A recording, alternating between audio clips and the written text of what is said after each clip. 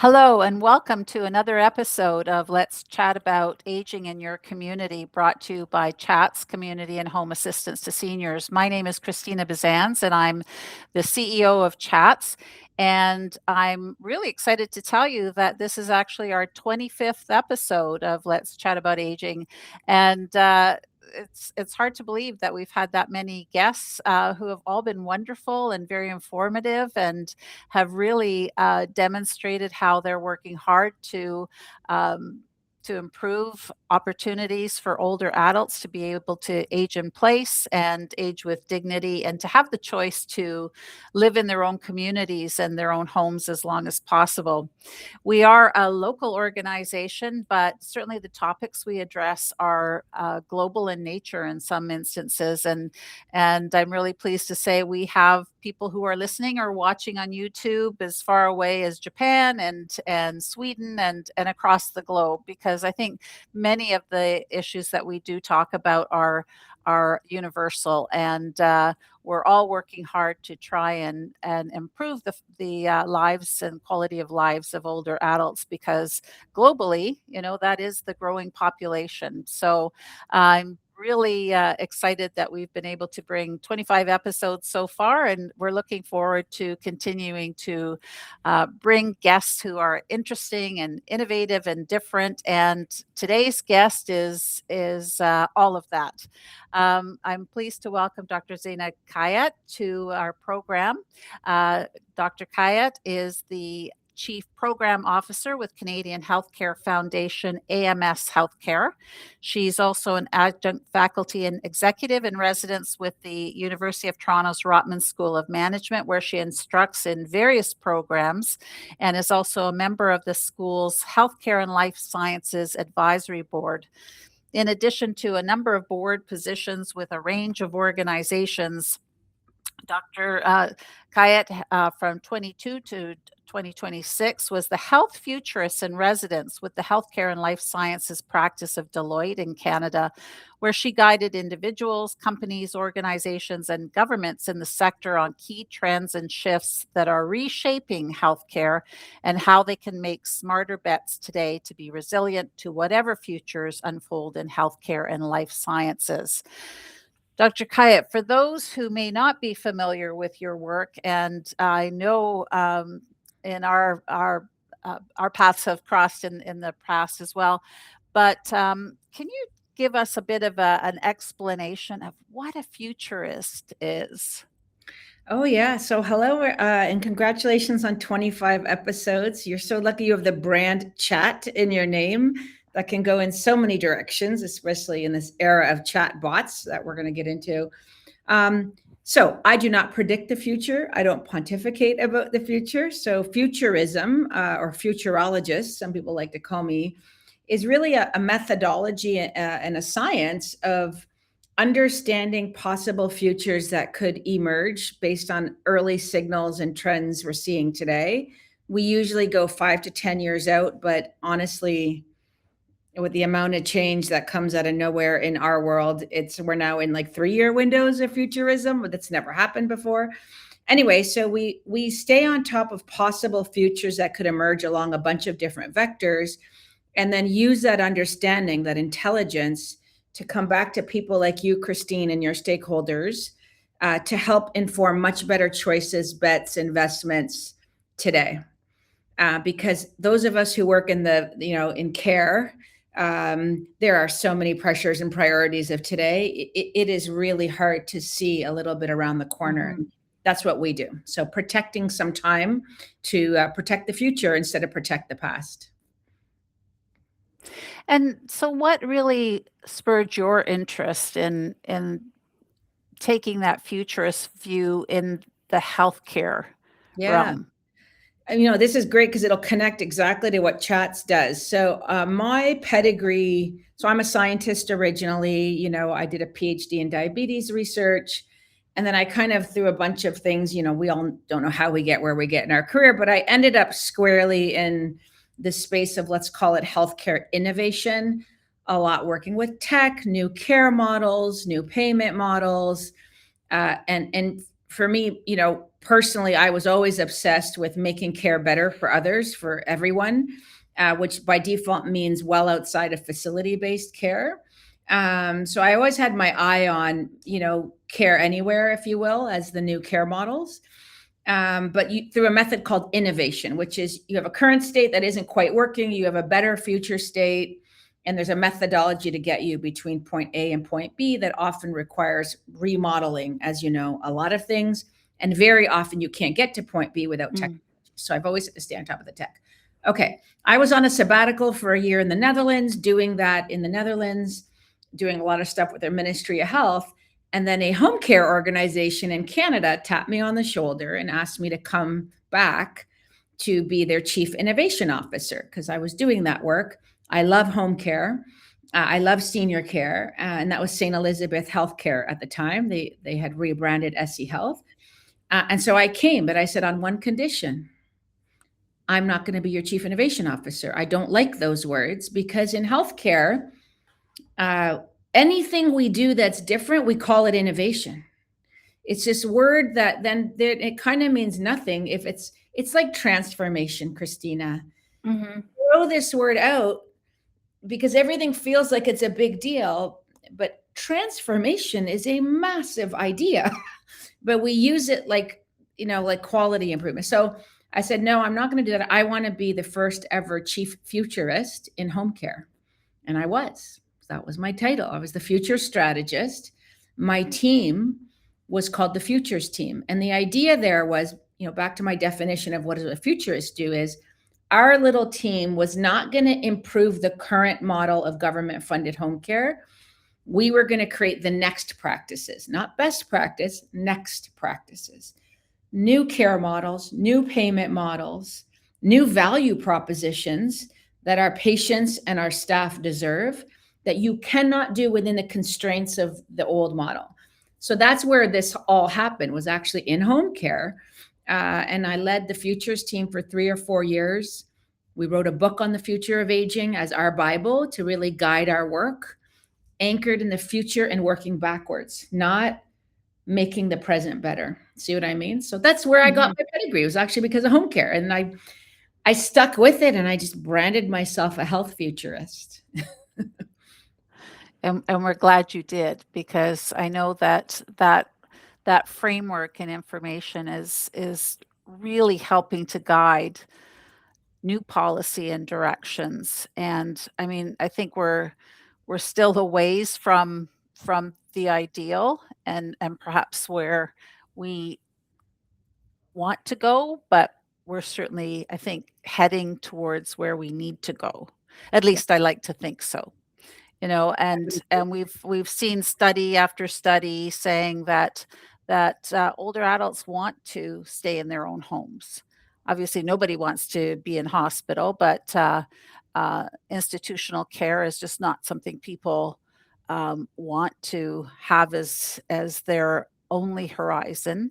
But the reality is, in order to be able to continue to live at home, people do need some supports, and the kinds of supports that are provided through home care and community support services.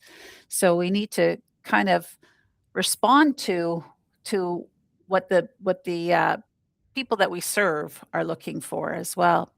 Now, we're hearing a lot about artificial intelligence now, and I know as an organization, CHATS has just gone through a process of developing our policy around AI and how we use it and how we ensure that we protect privacy and all of those things. But what does it mean in a healthcare context?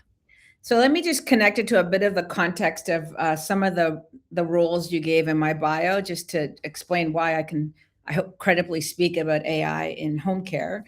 So I really have 3 jobs. So one is as chief program officer with this nonprofit called AMS Healthcare, and that's all we do. So we have we're a self-funded organization that gives away money to build capacity in the Canadian healthcare system to advance AI into practice. So I'm in it all day for that work. We fund individuals, including in home care. We've got a couple fellows from your sector that we funded. We give them money, we give them space, and a lot of support to be leaders in the AI era.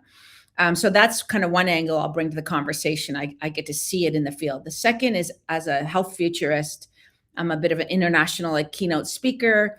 And I'd say for every 10 talks I get asked to give, 9 are about AI now. I have never had that. I have never been asked to speak about one technology modality over and over and over again. I am now, probably 4 times a week. Okay. So that's great. I have to stay on top of, an answer to your question for that. And then the last is, I'm a professor, an adjunct professor at our business school here at the University of Toronto. And I teach 2 of our courses for leaders in healthcare about AI. One is in person, and one is a self-directed online course. Shameless plug. So the point is, I'm seeing it from all 3 jobs. And in a nutshell, here's the answer, okay? First of all, this word AI, unfortunately, was a mistake to ever call it that. I think it's a relic from maybe the 1950s, when we started building these models of artificial intelligence. But at the end of the day, what does it mean? It is a machine, a computer with some kind of software can do tasks that mimic the intelligence that used to be the only domain of us humans, okay? Reasoning, logic, pattern recognition, all the things that makes you and I our species, that it can mimic with the machine. That's what is this world called AI. That's been around since post-World War II. To be honest, it's been around since BC. Philosophers in Greece imagined a time when other entities could do things that the human brain could only do. So it's not like we've never thought of this, that became, as the machines could compute patterns from, big data sets, it could predict the next thing, like where should that home care worker optimize their route today? That's where machine learning came in, the first brand, if you will, of AI. Then, thanks to a Canadian scientist, Dr. Geoffrey Hinton, I was able to do kind of the same thing, but now you can ingest unstructured data, a radiology image, a skin patch, a DNA sequence. So you don't need fixed, hard-coded data that a machine is going to do big statistics on. You can now do neural networks, which is how our brains see patterns of data without even knowing. And no one thought Geoffrey Hinton could do that. They didn't think that was possible. And hence he got the Nobel Prize, this U of T scholar, not that long ago. So just so you know, that's deep learning. Okay. Still, those 2 are what we call predictive AI. And like I said, they've been around. Deep learning was kind of 2012. That was not on home care's radar. I just, why are you now asking about AI? What happened in 2022? Generative AI. Okay, so I just, for your listeners, you just want to understand the big word of AI is just machines mimicking us.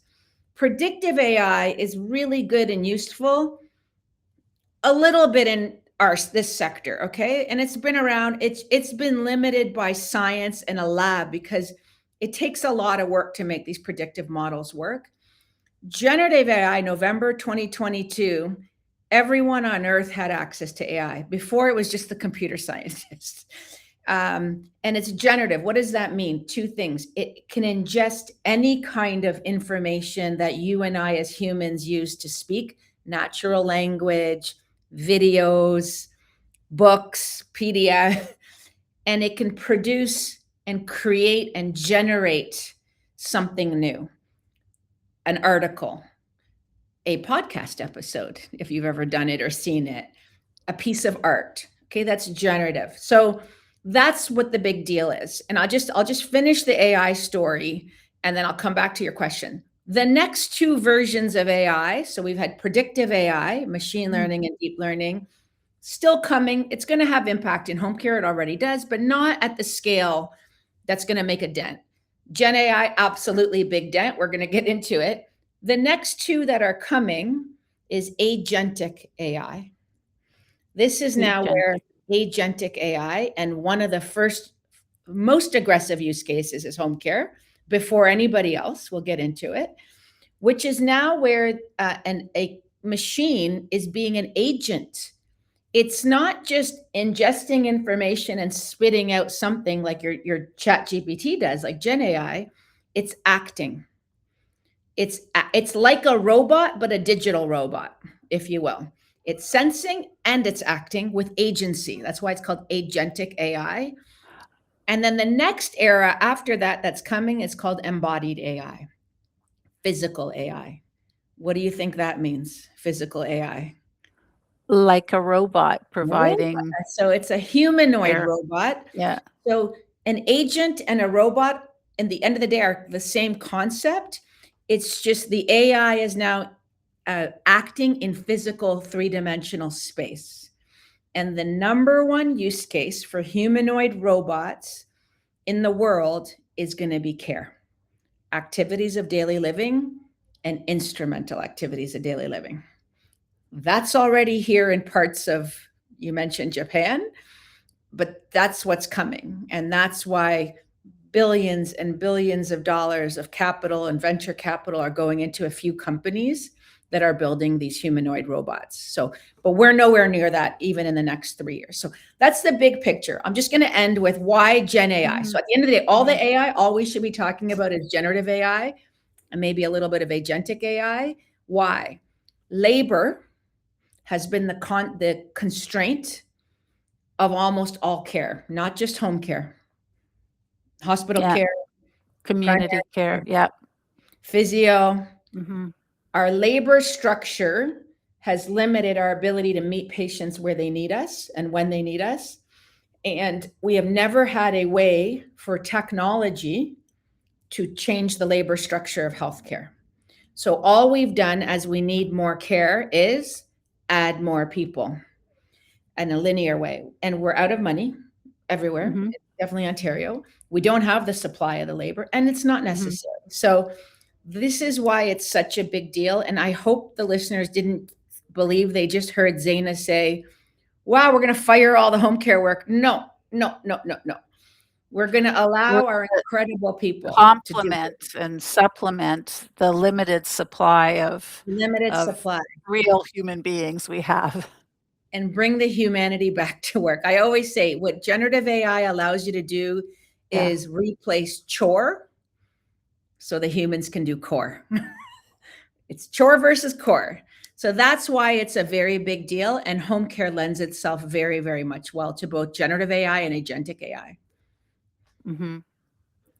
So what is it that makes us fearful now about utilizing AI in a workflow context and, the issues around privacy and so forth? Because that really seems to be where a lot of the focus is right now, right? Let's make sure that we're shoring up our privacy protection, that we don't use AI technology when it comes to records of clients and that's so. Why are we operating in that kind of situation instead of embracing, what it can do to make workflow more effective? Yeah. So when you say efficient. who's in your head? Who's the we that seems to be so concerned? Are you on behalf of I'm talking clients about or staff? healthcare. Yeah, the system. Yeah, the system. Well, the question in of itself, Christina, is a symptom of why our healthcare system is going through a big transition. Is we still think we're calling the shots, and it's that we're protecting ourselves. Our number one obsession should be the reason we all have jobs, which is our clients. And so I think that's what's a bit different this time is they have access to all of these tools too, and they didn't before.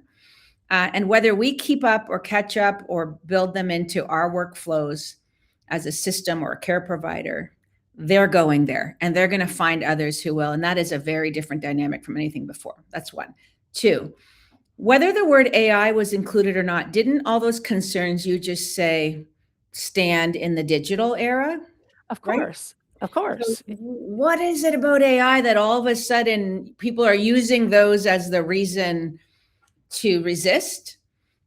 Because you don't change your standards about privacy, security. Like those rules don't go out the door just because 2 letters are on the scene. Like you would have had to do that, right? Before. Yeah. Before. So what is it really?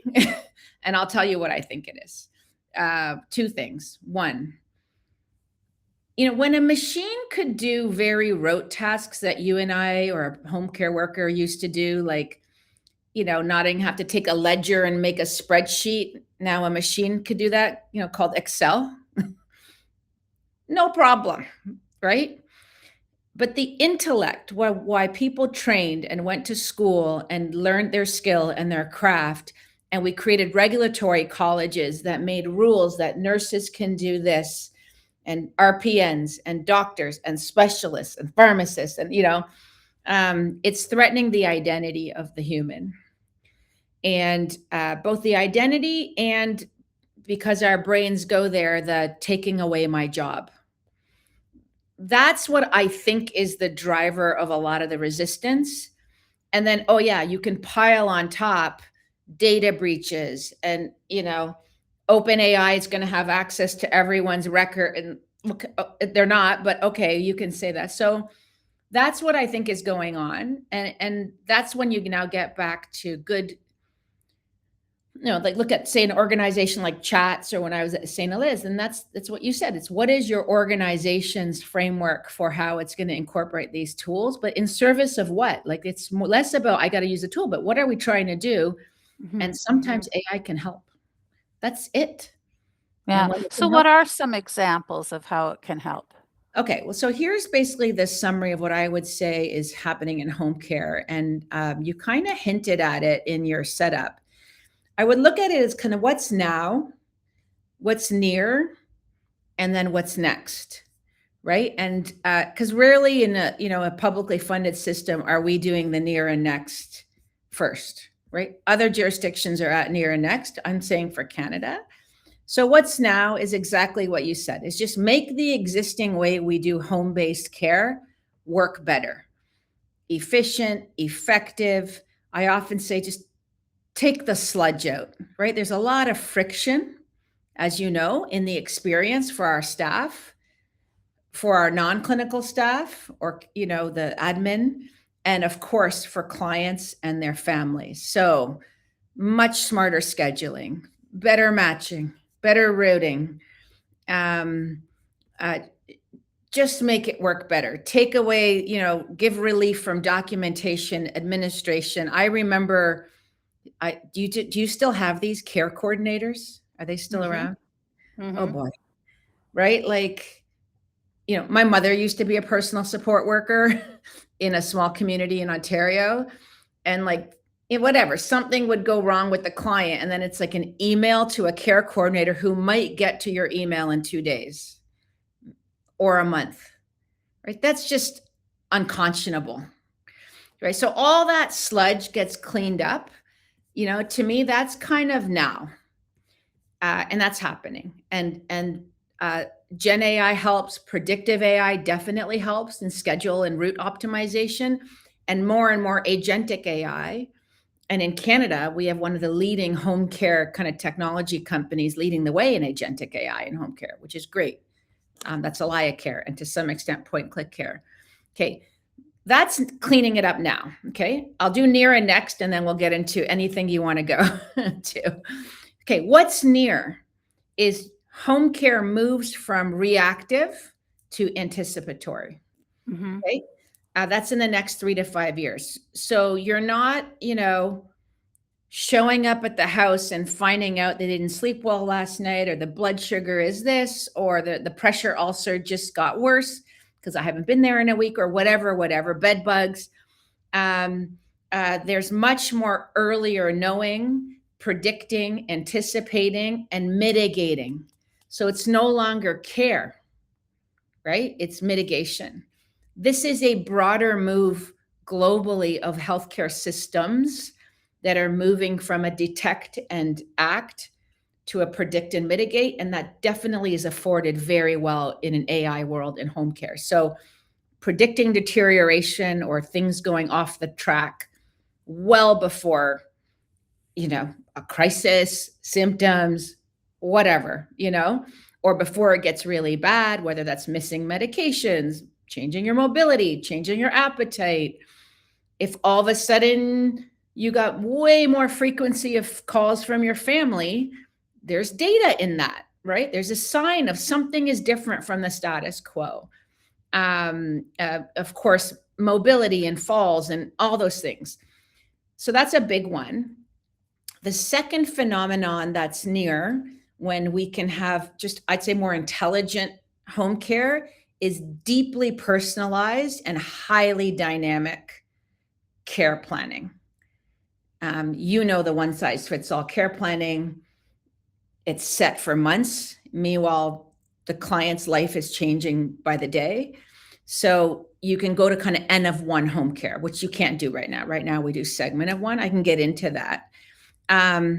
And then the next level would be that every home care worker and every client and their family has their own personal AI, I don't want to call it agent, co-pilot. So they've got a buddy guiding them all along, just in time, that knows them, that understands them, that feeds up information or answers in a way that makes sense for them. I think when our clients and their families have that and our care workers have that, I think we're going to have a very different model of home care. And then there's the next, right, which is we've already talked about, where physical AI is doing a lot of activities daily living, and I see next no home care workers driving in a car every day, Christine. No, autonomous vehicles. CHATS owns a fleet of them or leases a fleet. We're not asking our poor personal support workers, who are usually newcomers to Canada, to own a car, pay for gas, insurance, parking, driving, especially in the winter in Canada. And then you want them to go pour love on your mom or dad after all that stress trying to get, no. Yeah. They're going to get in the driverless car. It's like driving on a train. They're going to be refreshed. They're going to prepare. And then they're going to go act and pour love on people. That's next. Okay, that's a lot. So hopefully I segmented it. Where do you want to go from there, Christine? Well, maybe in the nearer term, to get to that more predictive utilization or utility, what does that mean? Does that mean people have probes and are prodded, and is there devices that they'd have to wear, or how does it know? So the old and model, it being the AI technology. or whatever is the layer that's ingesting information and happening, there's so many ways, but the old way, and when I was the chief futurist, I got 5 or 6 pitches a week from companies that are like, oh, we can monitor falls detection. We can look if there's a wound, sepsis, whatever. The next era is what we call deviceless monitoring and app-less monitoring. It is so ubiquitous, the signals we can get. We don't need a separate thing with its own charging system, its own app, its own plug, no. So right now I've got 2 on my body. I've got my ring and my watch. I think 17 things are being measured. This ring is every 3 weeks I have to charge it. It lends itself nicely. So that's what we're seeing. And then you can get data from these things that are surrogates from what used to require clunky technology or a device or a human. So for example, blood pressure, right? You don't need the cuff and a person to do the cuff, because an older adult is not going to be able to do the cuff by themselves, and you can get a continuous read of blood pressure without having to, have the thing. So that's what we're seeing that's going to facilitate what you asked. And these are the new, what I call clinical biomarkers that are getting to that point of allowing you to have your voice. So you could just do a quick phone call with your client, and just from the words coming out of their mouth, the speed, the diction, the literacy, slurring. There's so much data in our voice that you and I cannot perceive as humans, but the AI can, you know. There's another practice called acoustic epidemiology, fancy word, which is coughalytics. The data from a cough, tuberculosis, respiratory infection, there's just so much coming out of our mouth, and let alone if you had a device that could capture what's the particulate coming out of your mouth.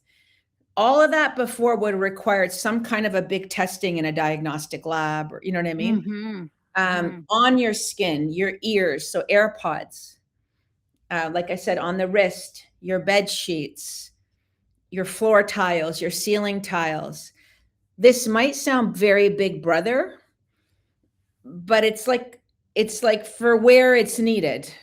you turn on the active monitoring. So that's where that will come from, but it's not all data about your body. A lot of it could be, what if every day your client woke up and 4 questions were asked from the air. Good morning, Edna. How'd you sleep last night? And whatever other 3, right? Those are called patient reported measures, right? That's data. What if it woke up every day and said, are you ready to see your personal support worker today? And you say, no chance. Then it'll contact them and they don't come, or they call. So that's what I mean by monitoring and predictive. It's not always biological. And that's happening in other parts of the world already. And so I can see the value and benefit of all of that in terms of more timely response, being predictive, helping to prevent falls, all of that. But there's still that big sort of piece of social engagement. And, at Chats, we talk about this a lot. Many of our programs and services are, premised on socially engaging our clients with other human beings. How will that be affected? So my view is you design for that to be exactly what you optimize, right? If the intention of all this is somehow we're going to save money and reduce utilization, just don't bother, right? Because we're already not doing enough. Okay, let's be clear. Yeah. But what happens when we don't have enough, right? You get a 15-minute visit. You have to do the essentials that tick all the quality boxes, and that leaves almost nothing for engagement, right? My favorite tagline of a care model for the home that I really worked hard to get aspects of it replicated here in Canada is from Buurtzorg in the Netherlands. We study them a lot. Their tagline is coffee before care. So the home care worker comes and they just sit down and have coffee. Now the Dutch are like 2.3 coffees a day. That's what they do. Maybe, I don't know what our drink is. Timmy's before, I don't know. But anyway, so that's a philosophy that's built into the care model. But if in 15 minutes you have to do blood pressure, give the insulin, no, you're not doing coffee before care because you're and getting in a car in the winter and having to drive to your next appointment. Of course, they're on bikes. But I'm just saying, so can I just give you a little vignette? I prepared a little story just to bring everything I said a little bit to life of what a day in the life of somebody would be in, these futures I've just been telling you about. Let me just get it here. Oh yeah. Okay. So I've got it from 3 lenses. I can do all 3. I've got a person getting care, a personal support worker, or a family caregiver. Which one do you want? They're all the same. Let's hear them all. Let's hear them all. Okay. So let me just walk through this one. So imagine Margaret, she's 89. She hasn't left her home in 3 months. And I've got my future. Okay. There. She wakes up in this small bungalow she's been in for 42 years, and her arthritis makes it very painful to stand, and her heart failure means even getting to her front door can leave her breathless. But before she gets her legs and swings them out of bed, a gentle voice from her bedside device checks in. It noticed overnight she slept poorly. She gained a bit of fluid weight overnight. And her care team at Chats already knows. No phone calls, no waiting on hold. They know this is happening. No need to call the ER.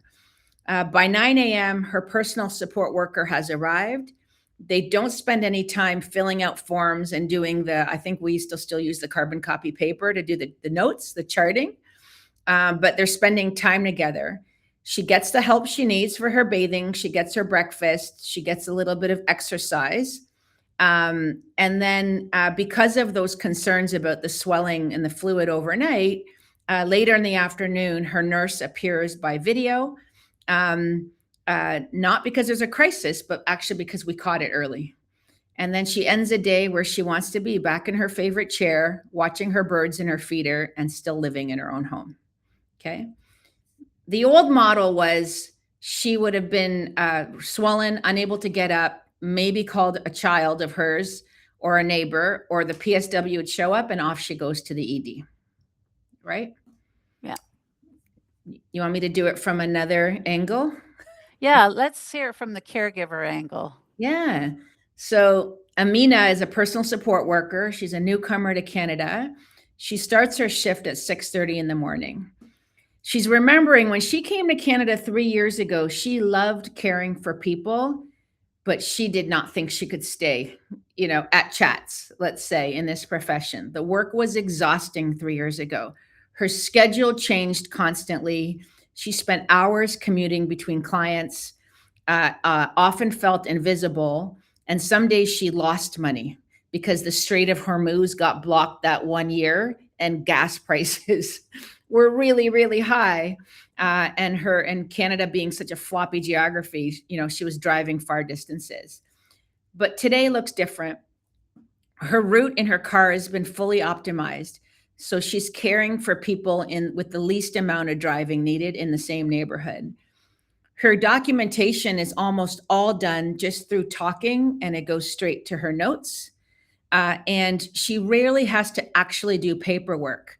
By the way, that's another thing in the future is we're all going to be emancipated from keyboards, forms, typing, done. So she's part of that too. And she has just enough travel time built into her day to actually catch her breath. Now, between her visits, she gets a message that she's completed another milestone towards a specialized certification that's going to get her higher pay and better career opportunities. At the end of the shift, she's home, she's tired, but she's not defeated. She knows her work matters. She can pay her rent. She's building her future in Canada. And the first time staying at Chats feels actually really sustainable versus a sacrifice. Those are some stories, but they're not that unplausible. Right. And I don't think I said AI once. You did not.